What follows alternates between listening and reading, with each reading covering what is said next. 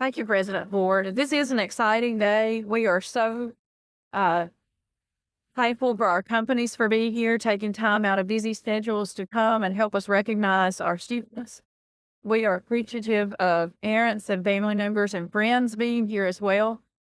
We're super proud of our students. This is a competitive program. This program has been in existence for 8 years now, and it's gotten more and more competitive every year. Not every student is selected.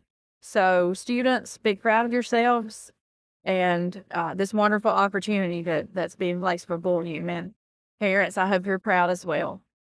We want to take time to recognize each student, each company, and students, if you'll come forward as I called your names, multiple students at companies, if you'll all come together at once, we'll do one at a time and then a group photo.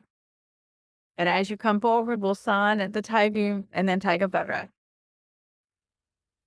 So the 2025 Tiger Apprenticeships class. Next, we have a company and a student that couldn't be here, but I still like to recognize everyone. Riley Claunch is a precision manufacturing and machining technology student. He is a second-year student from INC, Mississippi, who is apprenticing in anchor fabrication. I'd like to point out that this is a wonderful partnership we have with Accelerate Mississippi, providing the funding for this program.